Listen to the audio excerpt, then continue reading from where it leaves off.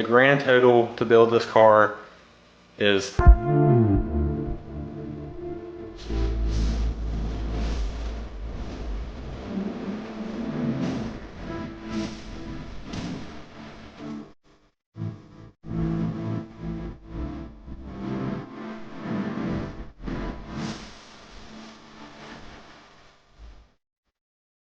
What's going on, guys? So today I'm going to be talking about every single penny that I have spent on this car to get it to the point that it's at. Got a price list on my phone right here, and I'm going to go ahead and go over everything and I guess talk to you about how much I've spent on this car. So let's go ahead and jump into it. Alright, so if you are new here, this is my 2001 Mustang GT. It is the 2-valve, and obviously if you've been here following me a little bit, you guys know that I've been building this car for quite some time. It actually didn't look like this at all, and it was bone stock whenever I bought it. I guess we'll go ahead and start off with the base price of the car itself. And believe it or not, I actually picked this car up for $4,200. This car, it was an absolute steal, being only $4,200. I had bought it with like 105,000 miles, and everything just being as clean as it was, bone stock, which is what I was looking for. I was hoping to be able to like put my taste into it and everything. That's already $4,200 starting off. And I'm just gonna go ahead and go down the list of everything that I have. But the very first thing is actually something that I get asked quite a ton, and it's my Bluetooth radio that I have. For anybody wondering, this is the Pioneer NVH210EX. Now this radio, it did run me $170. After that, the second thing that I did was an LED light conversion kit.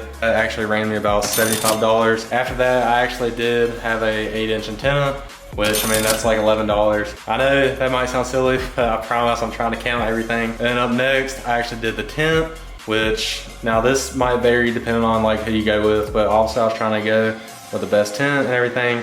And this actually ran me $300. Now I have 20% on the sides and the back and everything. Nothing on the windshield. And now up next, I actually have the sequential taillight kit, which I'm showing on the screen right now what that is. Believe it or not, this kit, even though it's just like a plug and play, it's $80. And then if you go back from over there, I did lowering springs next, and that was $350. And then if you walk to the front of the car, I did the Mach 1 Grill Elite, which was $100. And then I did the Mach 1 chin spoiler, which was $65. After that, I have my wheels, which are the SVE Series 1s. These are actually from Late Model Restoration, or LMR. Wheels itself, they cost me $900. And then the tires that I have on there, which are Michelin Pilot Sports, they actually cost me $1,200. And now if you come back to the back of the car, this is another question that I always get asked, is how much was it and how did I do it? I actually have a video explaining everything on my channel. You can click up there in the top right corner and it will take you to it. This is my custom subs in the back. I actually had my dad build this for me because he used to do audio stuff back in the day, but he told me that if he was to go to like a stereo shop and try to replicate it, it would probably be around $350. So after that, the car had about 115,000 miles or so, which is very common for these cars, manifolds to actually crack, which had happened to me. So I had to do the Ford Performance intake manifold. That manifold costed me $312. A little bit later, I had to do a new fuel filter and a new idle air control valve. Those both cost me $15 each. And then not too long after that, I did 373 rear end gears. Those new gears actually costed me $309. Along with those new gears, I did throw a new diff cover in, and it was just a cheaper one, but I think it was just like plain, it was like just silver, and that actually cost me $35. Coming back up to the front of the car, I did these clear corner headlights. These are $100, and now you can find them cheaper on Amazon, which is what I did. I didn't buy them from Late Model Restoration just because I think they're marked up like another $20, $30. So if I was to buy these, I would go ahead and buy them on Amazon. And now this is where things get a little bit more pricey. So a lot of you guys know this car actually came as an auto, and I did manual swap it.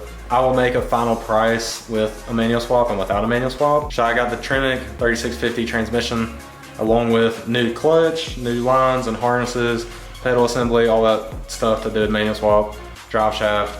All of that stuff was $4,200, along with a Steeda Triax short throw shifter, which was another $240.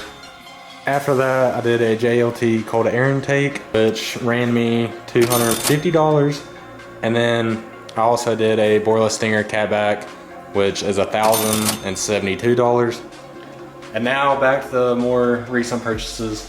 A couple of videos ago, I was installing something and I had to open the trunk for it. And if you did see that, you know that my trunk lift supports were terrible.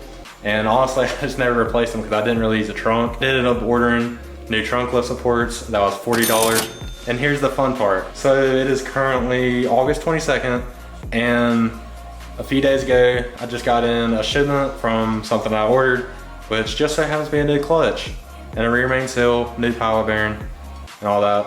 So you might be wondering, why did I order a new clutch? Well, let me just show you. So if I come over here, you know, get in my car, if I go to push in my clutch,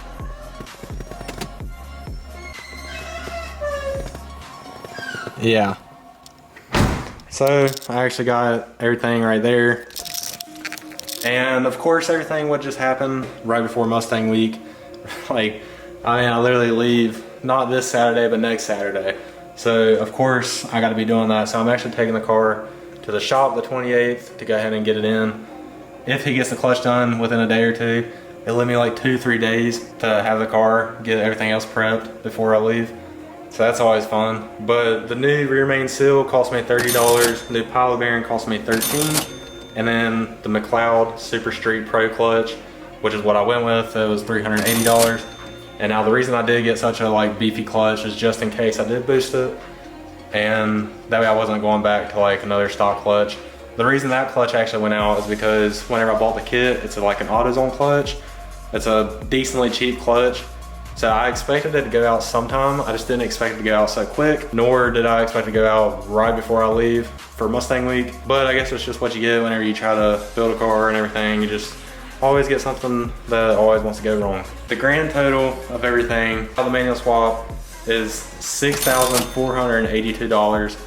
And if you did that in total with the cost of the car, that is $10,682. And now if you did the manual swap like me, it's $10,612. So that means that the grand total to build this car is $14,812. And that hurts. It really does. Because if you think about it, it's a 2-valve that isn't boosted. I mean, it's simple bolt-ons, and I've got $15,000 dumped into it, counting the car. I mean, I guess that's just what I get for not wanting to buy used parts and buying everything brand new, but it sucks. It really kind of does. And now that might not be that bad, because nowadays I don't know if you could really do that cheap. That's what it costs to build this car right here that all of you look at. So like I said, I mean, it really does kind of hurt me a little bit, because I mean, yeah, the car is stupid clean, and I mean, I take pride in it and everything, because I mean, also I built it. To be $15,000 and there's not like a Vortex sitting right here, because I mean, there's a perfect spot for it. I just gotta do different hose and everything, or just like a turbo or something. That does sting a little bit, but that is what I spent. So if you was to build this car the same exact way, that's how much it would cost you. Other than that, I guess that's pretty much just gonna be the video. Now I'll be expecting a couple more videos, maybe before Mustang week, and then I'm gonna try to film my best at least every day. If not, I'm gonna film 4 days, because I don't know if I'm gonna be going to the drag event, but I'm sure I'll be trying to find something down there. I will be playing around the golf down there. I don't know when I'm gonna be playing down there, but I will be trying to fit that in someday. I might do it the weekend, like before it starts. So yeah, I guess just pretty much be on the lookout for new videos. And if you like this video, give it a thumbs up, subscribe, do all that good stuff. Maybe comment down some more videos you guys would like to see. And hopefully a new clutch will fix all my issues. If not, I guess the car just might have to stay here, which would suck. But at the end of the day, I mean, it's not like it is anything crazy. It is just a cleaner 2-valve at the end of the day. So, I mean, some people appreciate it, some people don't. A lot of people don't like 2-valves. But I do appreciate you guys for watching, and I guess I'll catch you guys next time.